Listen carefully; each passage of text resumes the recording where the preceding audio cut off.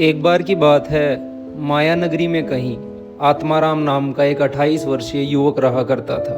काम धंधे की काफ़ी कमी थी, रोजगार आदि था नहीं, पिता के पास इतनी ज़मीन भी नहीं थी जिसके सहारे वो अपना गुजर बसर कर सके।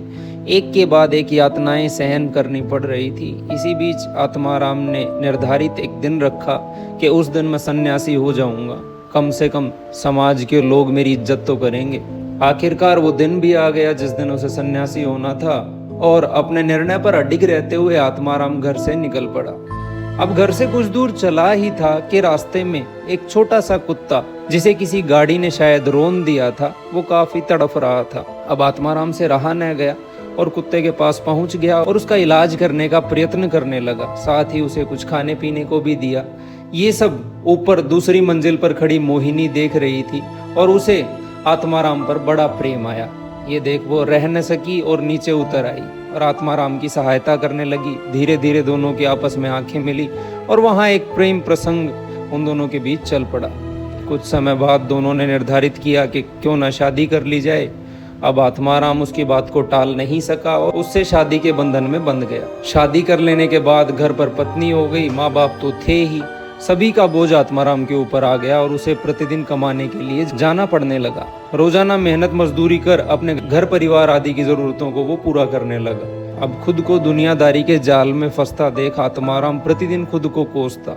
काश उस दिन मैं उस कुत्ते की सहायता के लिए न रुका होता, पर फिर निकलने का उसे कोई रास्ता नहीं दिख पा रहा था, क्योंकि उसके और मोहिनी के अब तक 4 बच्चे हो चुके थे और अब उसके पास दुनियादारी से भागने का कोई विकल्प दिखाई नहीं पड़ रहा था। ऐसे एक एक कर उसकी पूरी जिंदगी बीत गई। प्रतिदिन उसके मन से वो ख्याल कभी निकल ही नहीं पाता था। अब आत्माराम अपने अंतिम समय में अपने बिस्तर पर था और उसके चारों बेटे उसके बिस्तर के आसपास बैठे थे कि पिताजी मरने से पहले शायद हमें कोई ज्ञान की बात जरूर बताएंगे।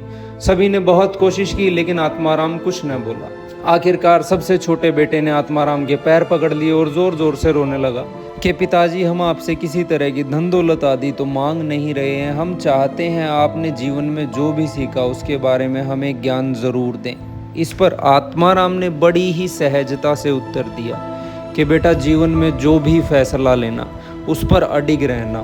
जिंदगी कदम कदम पर तुम्हारी परीक्षा लेगी और हो सके तो कभी किसी असहाय कुत्ते की सहायता के लिए मत रुकना, वरना जिंदगी का जंजाल बना लोगे। कहने का तात्पर्य बस इतना सा है कि कभी कभी मन में उठा छोटा सा भाव हमें एक ऐसे पथ पर अग्रसर कर देता है जिसके लिए हम शायद कभी बने ही नहीं थे, और इसी भावनाओं के फेर में उलझकर हम अपनी ज़िंदगी का जंजाल बना लेते हैं और न जाने कब ये ज़िंदगी हाथ से रेत की भांति फिसल जाती है।